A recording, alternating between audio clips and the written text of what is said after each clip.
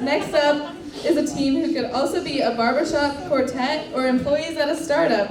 These boys show us visualizing inequality through their incredible data justice workshop.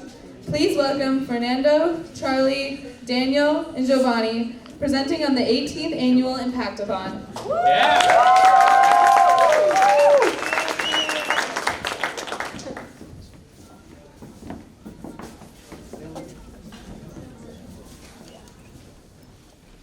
Impact doesn't happen without risk, and without risk, there is no space for change. And Impactathon takes on that risk with the goal to not only impact, but to create a sustainable change. Hello everybody, we are the Everett Impactathon 18, visualizing inequality and data science. Next.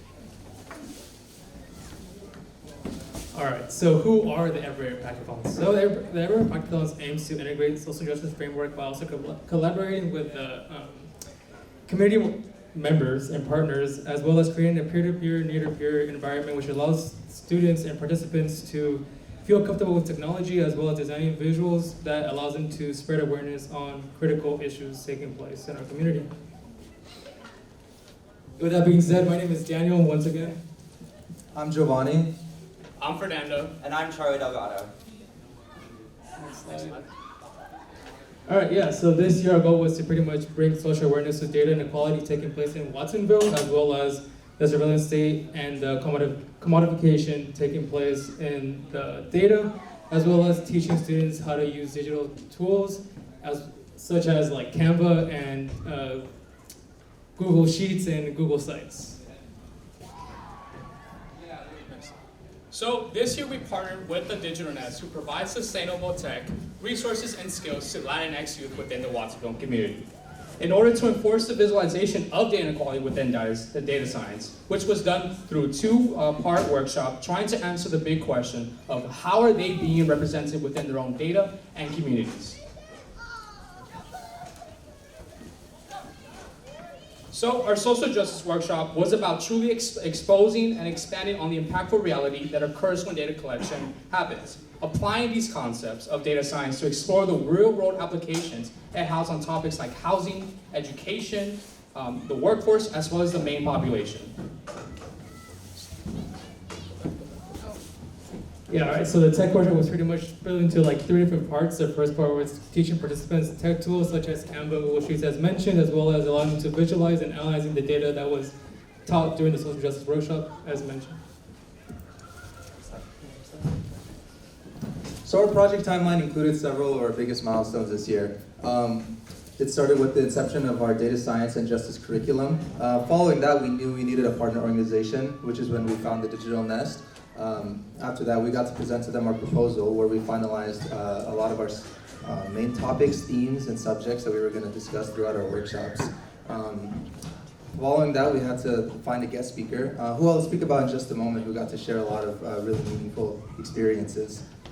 After all of that, finally, after months of research, gathering our resources and communicating with our partner organization, we got to present our project in Watsonville, California at the Digitalness. It was a wonderful experience where we got to meet so many people and learn about so much from them too. After that, just recently we got to finish our project proposal, our project practicum, where we got to finalize our research findings and our personal experiences with the project itself. Our guest speaker this year was Uribe.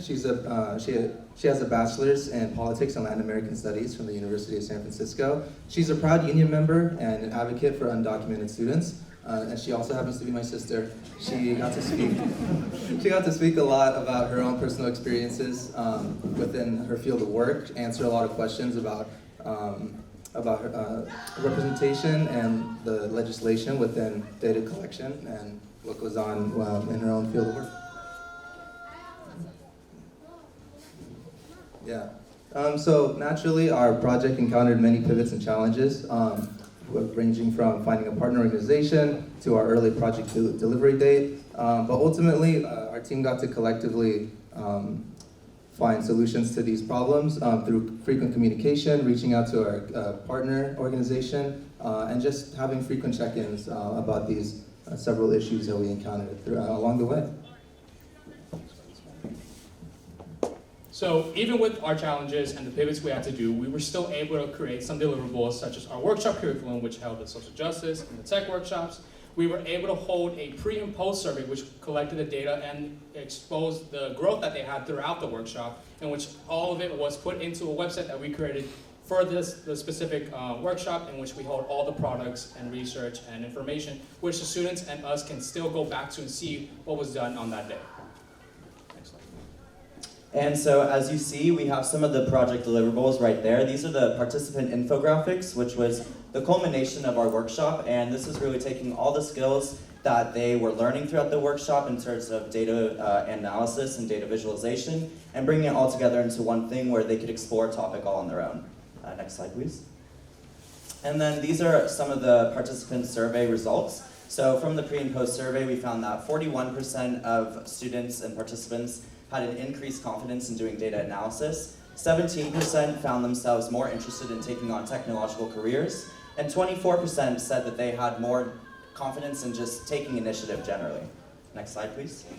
And then some of the lessons learned was that in collaborative spaces, we were really able to see how participants work within a group and fostering a comfortable space for them to share their thoughts.